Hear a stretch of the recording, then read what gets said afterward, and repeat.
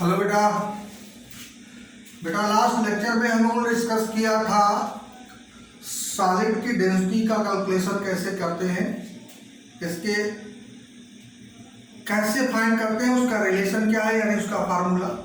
आज हम लोग सॉलिड के मैग्नेटिक प्रॉपर्टी को स्टडी करेंगे।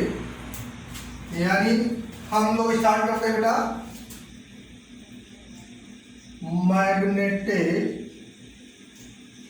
मैग्नेटिक प्रॉपर्टी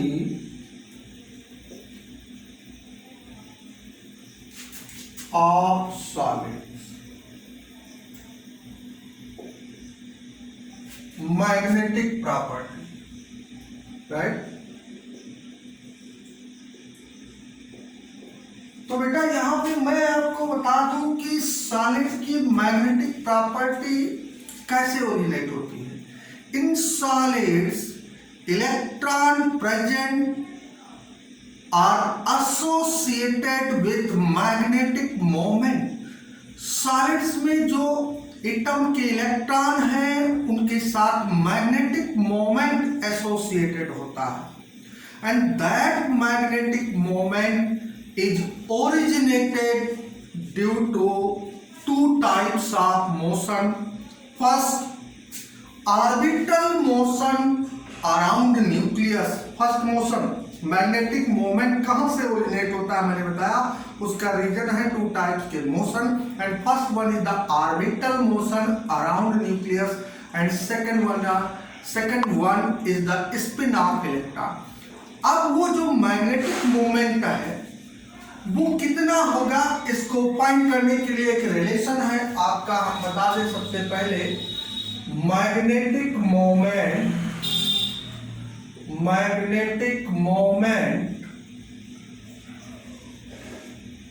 म्यू से डिनोट करते, mu equal to under root n in the bracket n+2। इसकी यूनिट है Bohr magneton where n is the number of unpaired electrons. Number of unpaired, ये formula है magnetic moment calculate करने का। इसे याद रखेंगे, कोऑर्डिनेशन केमिस्ट्री में भी इसका यूज किया जाएगा। जब आपसे या हम कहें कि डी ब्लॉक में भी इसका यूज किया जाएगा जब मैग्नेटिक मोमेंट फाइंड करना होगा। तो हमने बताया in solids electrons are present are associated with magnetic moment and which magnetic moment is originated due to two types of motion. First one is the orbital motion around nucleus and second one is the spin of electron, right.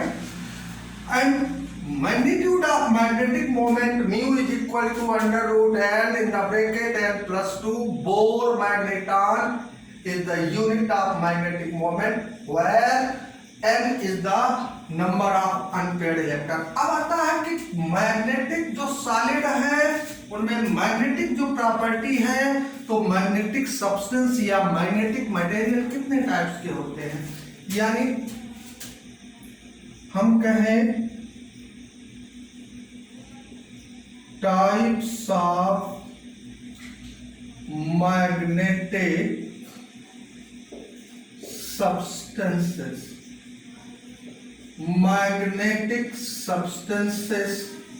या magnetism के types कह लीजिए। And first one is the paramagnetic substances. Paramagnetism, उसकी property जो होगी उसे आप कहेंगे पैरामैग्नेटिज्म।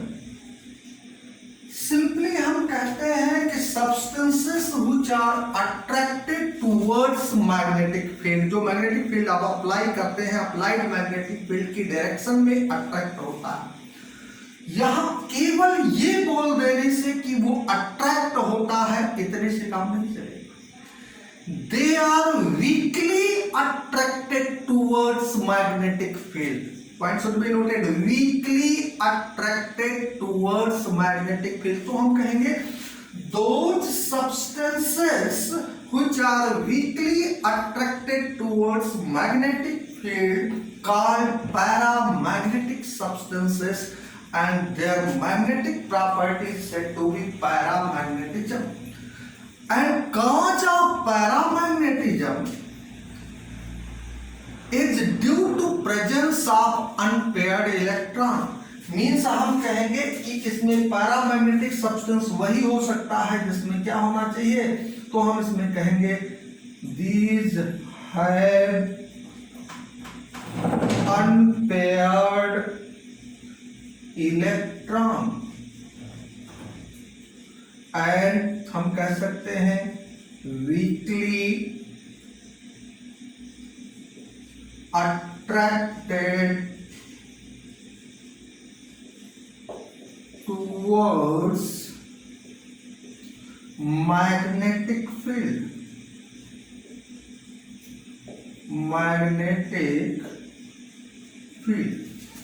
अब एग्जाम्पल की बात आती है कि पैरामैग्नेटिक सब्सटेंस क्या होते हैं एग्जाम्पल, तो एग्जाम्पल में हम क्या लिख सकते हैं, हम कह सकते हैं Fe2+, हम कह क्रोमियम 3+, बहुत सारे हैं, जैसे हम कहें कि O2 एटसेट्रा। तो O2 क्यों पैरामैग्नेटिक है, इसका रीजन है because dioxygen have 2 unpaired electron in pi anti bonding molecular orbital.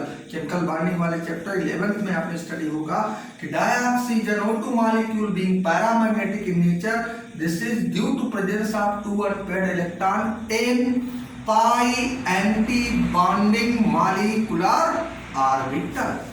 तो ये तो पैरामैग्नेटिक सब्सटेंसेस हुए। अब अगर हम बात करें सेकेंड डायमैग्नेटिज्म या डायमैग्नेटिक सब्सटेंस के, डायमैग्नेटिज्म, तो हम कहेंगे डायमैग्नेटिक सब्सटेंसेस क्या होते हैं, they are repelled by magnetic field, repelled by magnetic field, ये रिपेल करते हैं मैग्नेटिक फील्ड से and have all paired electron, all paired electron, ये इसका आइडेंटिफिकेशन है, क्यों रिपेल करते हैं, सभी पेयर्ड इलेक्ट्रॉन होते हैं। अगर हम एग्जाम्पल की बात करें इसमें, तो एग्जाम्पल्स में बहुत सारे आपको मिल जाएंगे, जैसे हम कहें NaCl, जैसे हम कहें H2O, जैसे हम कहें बेंजीन, जैसे हम कहें जिंक, जैसे हम कहें Zn2+, etc. These are diamagnetic substances, right? So they are repelled by applied magnetic field, and this is due to because they have all paired electron. Example भी याद रखने हैं आपको 60 क्वेश्चन में।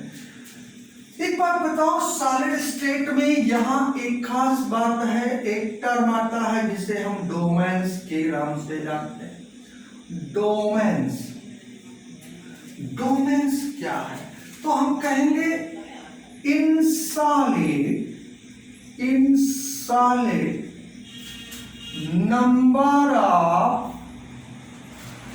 number of metal ions are grouped together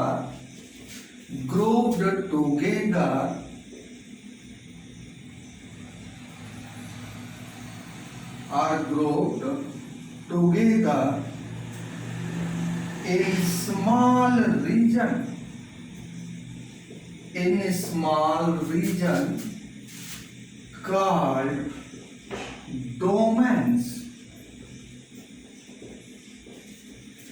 These domains behave such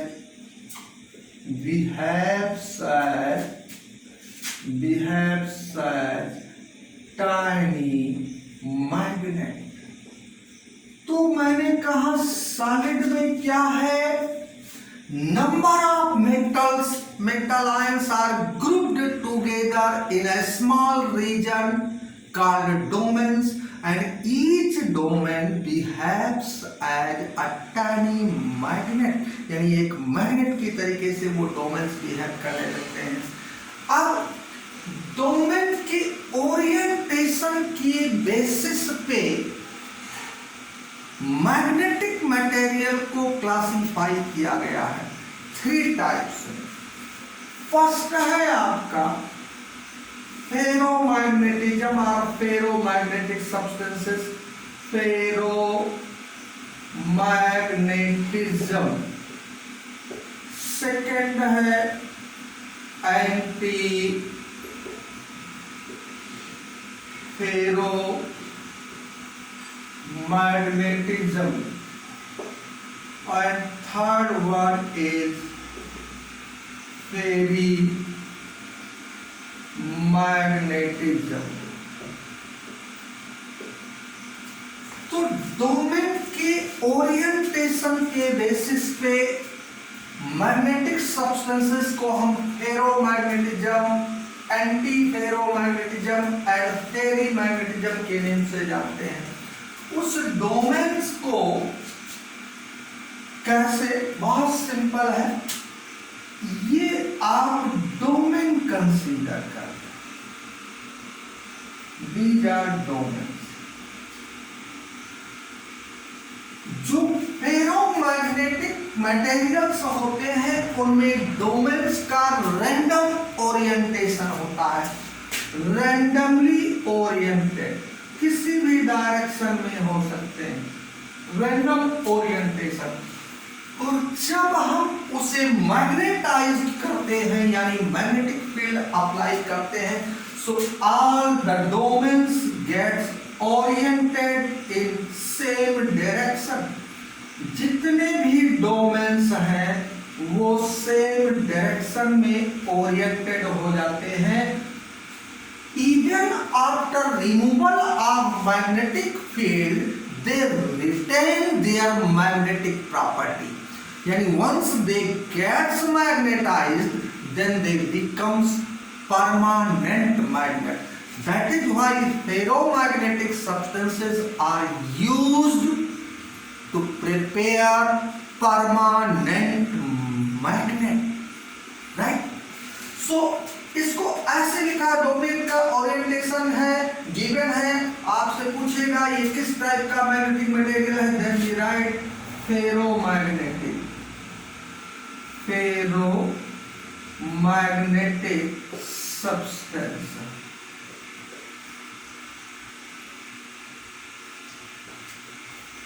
magnetic field.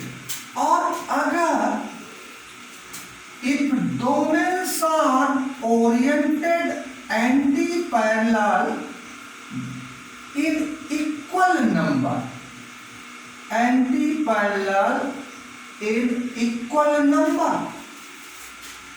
अब एक बात और बता दें, फेरोमैग्नेटिक सब्सटेंस में क्या है, they are strongly attracted towards magnetic field। यहाँ पे हम कह सकते हैं ferromagnetic substances are strongly attracted towards magnetic field. अब इसमें देखा, इसका मैग्नेटिक मोमेंट इससे कैंसिल हो जाएगा, इसका मैग्नेटिक मोमेंट इससे कैंसिल हो जाएगा, डायरेक्शन चेंज है, so they are repelled by magnetic field. ये कैसा सब्सटेंस है, एंटी फेरोमैग्नेटिक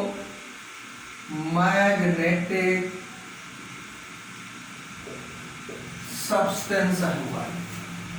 थर्ड है आपका ferrimagnetism, ferrimagnetic substance. So if domains are antiparallel but in unequal number, unequal number में ये क्लॉकवाइज लिखा है, 2 एंटी क्लॉकवाइज, फिर क्लॉकवाइज, ये देखो अनइक्वल नंबर में हो तो उसे हम बोलेंगे फेरीमैग्नेटिक सब्सटेंस, फेरीमैग्नेटिक सब्सटेंस। तो डोमेन के ओरिएंटेशन के बेसिस पे मैग्नेटिक सब्सटेंस को ferromagnetic, antiferromagnetic and ferrimagnetic substance and domains क्या है? These are the number of metals ions which are grouped together in a small region which behaves as tiny magnet. तो जैसे हम कहें iron, cobalt, निकल, these are ferromagnetic substances, iron, cobalt, nickel, which are used to prepare permanent magnet. ये तो magnetic substance हुए और उसकी प्रॉपर्टी हुई बेटा। यहां इस चैप्टर में थोड़ा सा पार्ट जब हम लोग सेमी कंडक्टर पढ़ रहे थे, अभी बता दें, आर्टिफिशियल यानी synthetic material which are used as semiconductor, उसे कहते हैं 12 to 16 compound and 13 to 15 compound. तो these are binary compound यानी 2 elements के कॉम्बिनेशन से फॉर्म हुए हैं ये कंपाउंड। ग्रुप 12 और ग्रुप 16, जैसे 12th में जिंक आता है, 16th में क्या आता है? सल्फर, तो जिंक सल्फाइड ले लिया। जैसे 13th में एल्यूमिनियम आता है और 15th में क्या आता है? फास्फोरस आता है, एल्यूमिनियम फास्फाइड ले लिया। So binary compound which are formed by combination of group 12 and group 16th called 12-16th compound, and binary compound which are formed by combination of group 13 and group 15th element called 13-15 compound, and these are used as artificial or synthetic semiconductor compound, synthetic material which are used as semiconductor, and they have very high electrical conductivity.